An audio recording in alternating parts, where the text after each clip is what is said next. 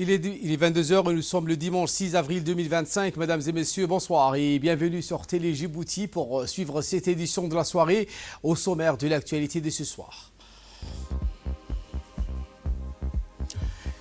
Djibouti renforce son partenariat avec la Banque africaine du développement, un nouveau cap pour le développement économique et régional.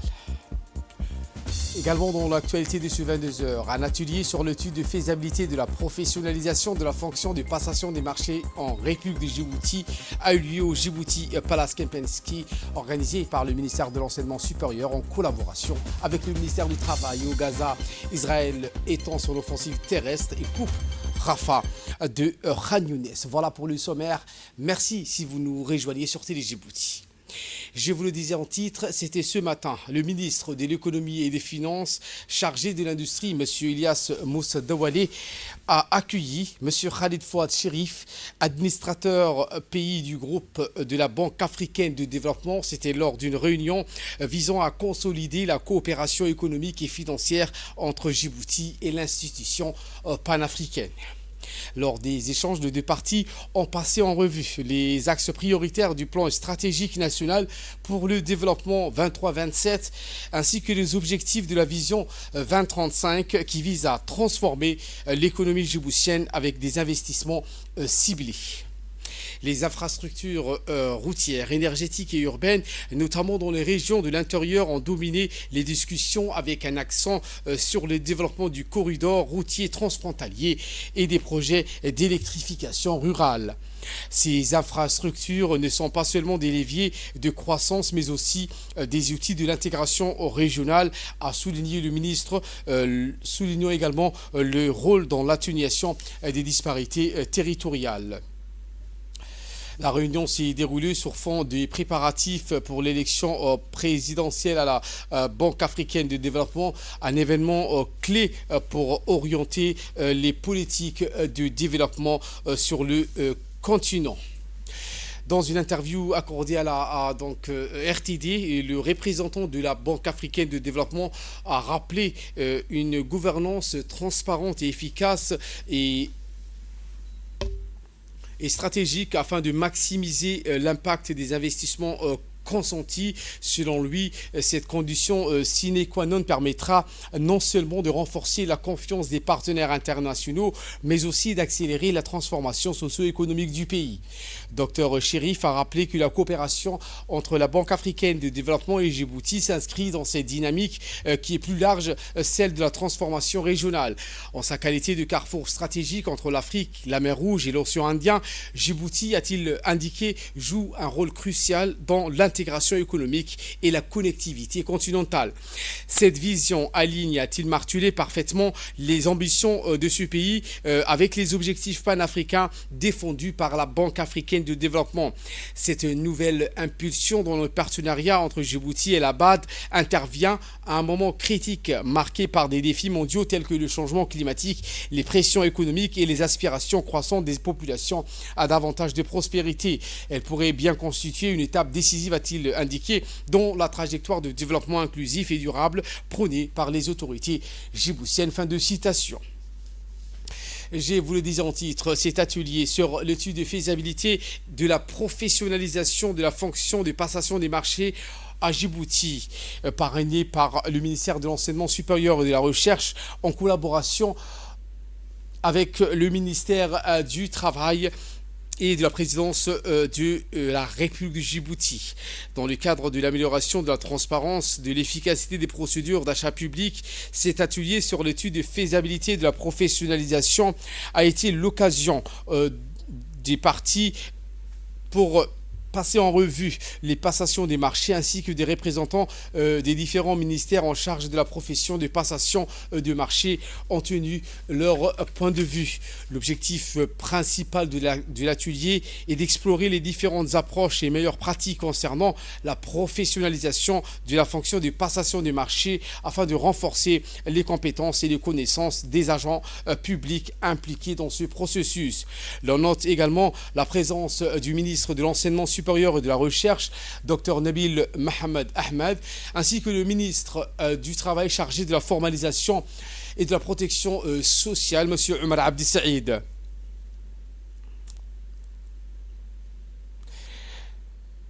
Cet événement organisé au Djibouti Palace Kempinski avec le soutien financier et technique de la Banque mondiale et de la Banque islamique de développement a vu la participation de nombreux experts djiboutiens venus de tous les horizons. Contract management. This event today is about. Place maintenant donc aux séries des discours. En premier, le secrétaire général de la présidence, M. Almis Mohamed, qui a témoigné dans son intervention que le gouvernement djiboutien n'a ménagé aucun effort pour rendre le compte public, a-t-il indiqué, transparent et renforcer ainsi la bonne gouvernance. Voici ses propos. Je vais essayer de ne pas être trop long parce que je pense que nous avons beaucoup de choses à partager, mais c'est d'abord toujours un plaisir pour moi d'intervenir dans le cadre de cet atelier qui aujourd'hui est axé sur la professionnalisation de la passation en matière de marché. Et je pense que nous profiterons de cet atelier pour pouvoir échanger, pour pouvoir partager nos réalisations, nos aspirations, ainsi que les perspectives qui sont les nôtres. Mesdames et messieurs, donc dans un monde qui est en perpétuelle évolution technologique, et où, dans un monde aussi, l'exigence de nos concitoyens va donc crescendo, la professionnalisation de la fonction des achats passe nécessairement par la valorisation de nos ressources nationales. Ainsi, pendant que nous nous orientons d'une part vers une automatisation des procédures et des processus, il nous faut en parallèle davantage former, davantage structurer, davantage professionnaliser ceux qui les mettent en œuvre.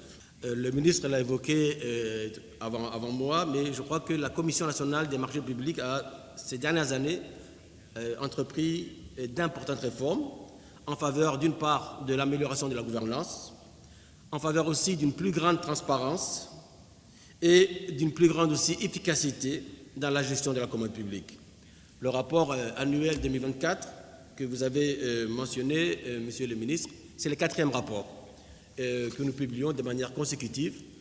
Et il témoigne, le fait de publier chaque année ces rapports, ça témoigne d'une part de la régularité de notre engagement et de notre effort continu afin d'asseoir la redevabilité et la transparence au sein de la commande publique. Et là aussi, je voudrais juste demander au ministre, j'invite le ministère de l'Enseignement supérieur à encourager nos jeunes à pouvoir aujourd'hui faire donc des mémoires ou bien des thèses sur la commande publique en République du Djibouti. Pourquoi? Parce qu'aujourd'hui, la data elle est disponible et elle est en ligne. Et pour sa part, le ministre du Travail chargé de la formalisation et de la protection sociale, M. Omar Abdessaïd, a souligné dans ses propos l'importance de redynamiser la gestion de la commande publique. Écoutons le ministre. La gestion des marchés constitue un levier stratégique pour le développement économique et social de notre pays. Elle est au cœur des politiques publiques visant à renforcer la gouvernance, optimiser les dépenses et améliorer la prestation des services publics. Il est donc impératif que nous développions des compétences spécialisées et une expertise avérée en la matière afin d'assurer une gestion rigoureuse, efficace et conforme aux meilleures pratiques internationales. Mesdames et Messieurs, cet atelier offre une opportunité précieuse d'approfondir nos réflexions sur les enjeux et défis liés à la professionnalisation de la passation des marchés. Il s'agit non seulement de maîtriser les mécanismes réglementaires et institutionnels en vigueur, mais également d'adopter des pratiques innovantes qui favorisent une gestion plus efficace et transparente. Au sein du ministère du Travail, nous sommes pleinement engagés dans cette démarche d'amélioration continue. Nous avons la conviction que la formation et le renforcement des capacités de nos agents sont essentiels pour garantir une exécution optimale des marchés publics, en assurant l'équité, la compétitivité et la conformité aux exigences réglementaires. Pour cela, l'INA pourrait organiser en partenariat avec l'Université de Djibouti et avec le ministère de l'Enseignement supérieur un programme de formation en passation des marchés publics destiné aux agents publics actuellement en service qui interviennent directement ou indirectement dans la chaîne de passation, d'exécution et de contrôle des marchés publics. Il ressort que des progrès significatifs ont été réalisés grâce à l'engagement et à l'expertise des membres de la Commission, que je remercie ici auprès du secrétaire général. Cependant, il existe encore des défis à relever, notamment en matière des obligations sociales. Et pour sa part, le ministre de l'Enseignement supérieur et de la Recherche, Dr Nabil Mohamed Ahmed, a insisté l'importance de formaliser la passation du marché en République de Djibouti, tout en le dotant de cette profession des ressources humaines formée. L'Université de Djibouti, en collaboration avec les universités étrangères, dispensera, a-t-il indiqué, des formations académiques sur la passation du marché. Écoutons le ministre. Je voudrais faire un témoignage, Monsieur Nadir et Fatou Fall, au niveau de la Banque mondiale et transmettre à la Banque islamique. C'est tout d'abord l'historique, c'est la célérité, la rapidité dans la réponse. Entre le moment où on a discuté, et là je voudrais également féliciter les experts, les consultants, Majed Al-Baya qui est juste en bout de table, qui est, je dirais, à l'origine des discussions. On s'est retrouvés un 27 juin le matin, juste après la fête nationale, à discuter de quelle approche nous pouvons avoir pour rendre cette formation utile, qui ouvre des perspectives pour les gens qui vont s'y intéresser, mais également comment elle peut contribuer à la bonne gouvernance au niveau du pays. À ce titre-là, également Gustavo, avec lequel j'ai discuté en visioconférence avec Marouane, donc, qui était la contrepartie nationale. J'ai beaucoup appris. C'était un domaine que je ne connaissais pas du tout. J'ai beaucoup appris avec vous et je voudrais qu'on partage un peu cette passion. Comme vous disiez tout à l'heure, Monsieur Nadir, cet enthousiasme. Rien ne peut se faire sans enthousiasme, sans passion dans ce que nous faisons. Et je pense que ce projet ouvre une opportunité par rapport à nos engagements, par rapport aux bailleurs. En termes de bonne gouvernance, Djibouti a signé avec la Banque mondiale des accords de bonne gouvernance et c'est un chapitre, en tout cas une pierre qui peut améliorer cet édifice dans la bonne gouvernance. En bref et en image, sous la présidence de l'honorable député Kamel Hamad, la Commission pour le développement social et la protection de l'environnement s'est réunie aujourd'hui pour examiner le projet de loi le numéro 161. Fixant les orientations de la politique nationale de volontariat et instituant le corps national du Djiboutien. Réunion qui a rassemblé des membres de la commission parlementaire et sur en présence de Dr Hiboumina Assoui, ministre de la Jeunesse et de la Culture, venu accompagner de ses proches collaborateurs. À l'issue des discussions, la commission a conclu les échanges en transmettant à la prochaine séance publique le corpus examiné et en y incluant au préalable des propositions d'amendement.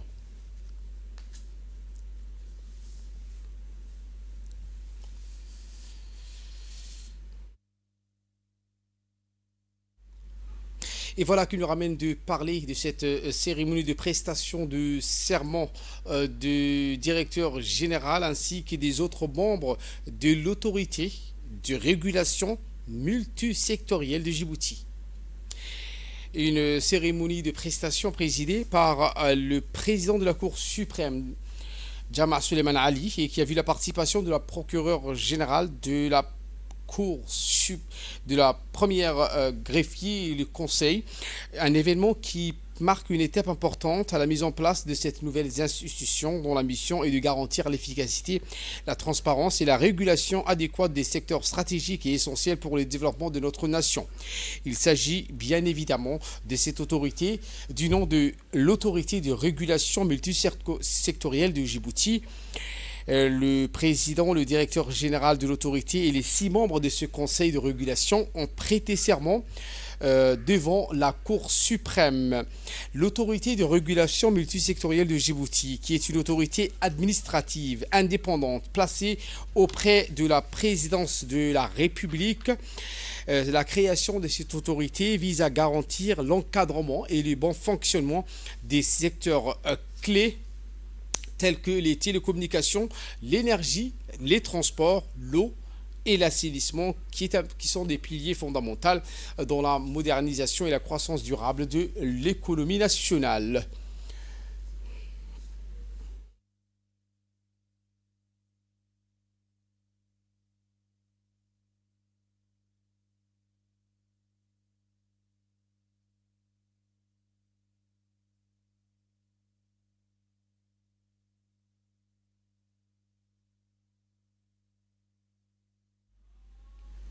Et pour avoir de plus amples explications, écoutons cette interview du président de la Cour suprême, M. Jama' Suleiman Ali.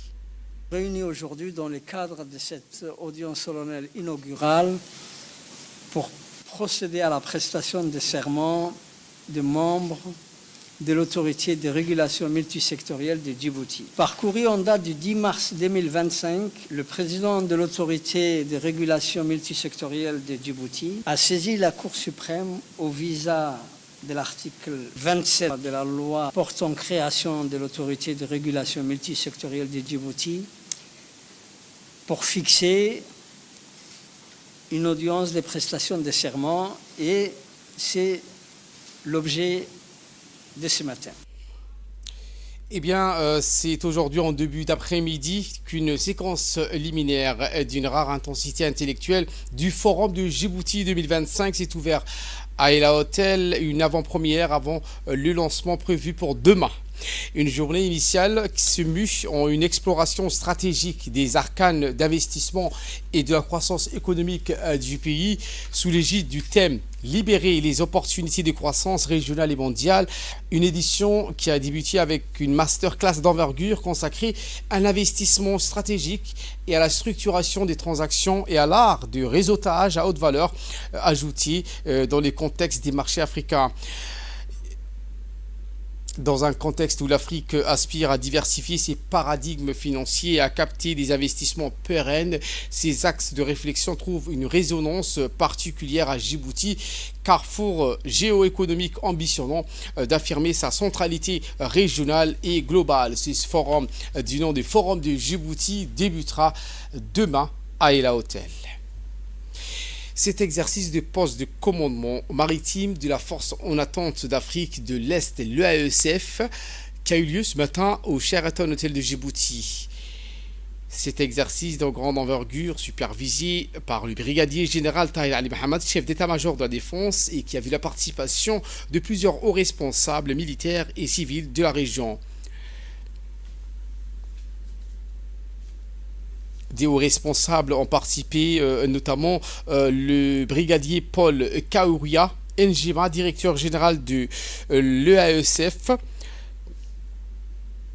et on note également la participation du côté djiboutien de M. Ali Medah Cheikh Daoud, directeur des affaires maritimes, le colonel Waïs Al-Boghri, commandant de la garde côte, le colonel Ahmed Dahir, commandant de la marine nationale. Le brigadier général Tahir Ali Mohamed, chef d'état-major de la défense, s'est exprimé. Voici ses propos. Un grand honneur pour moi et un privilège de m'adresser à vous aujourd'hui à l'occasion de l'ouverture de cette conférence de planification initiale pour l'exercice maritime au poste de commandement de la force en attente de l'Afrique de l'Est. Votre présence témoigne de notre volonté commune de renforcer la préparation de l'ISF et son efficacité opérationnelle pour répondre aux défis de sécurité qui évoluent dans notre espace maritime. Cet exercice de poste de commandement maritime illustre notre engagement collectif à renforcer nos capacités de planification opérationnelle, de coordination inter-agences et de réponse rapide face aux défis sécuritaires. Cette conférence vise à préciser les objectifs, à perfectionner les concepts opérationnels et à définir les exigences logistiques nécessaires à la réussite de l'exercice à venir. Permettez-moi de rappeler qu'en 2009, Djibouti a accueilli un exercice d'entraînement de grande envergure organisé par l'ISF, qui a démontré avec succès que la force avait atteint une capacité opérationnelle initiale.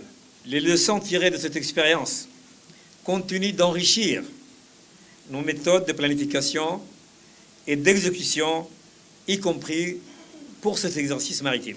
Je vous invite donc tous à vous investir pleinement dans les échanges et les travaux de cette conférence. Vos expertises respectives et votre engagement contribueront à améliorer la portée et l'efficacité de cet exercice, renforçant ainsi la préparation opérationnelle de l'ISF face aux enjeux de sécurité maritime.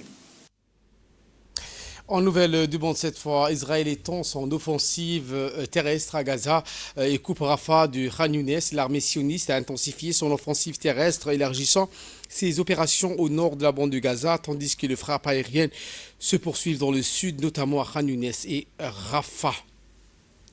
Voilà pour l'essentiel de ce 22h. Merci à vous de nous avoir suivis et très bonne suite de programme sur Télé Djibouti.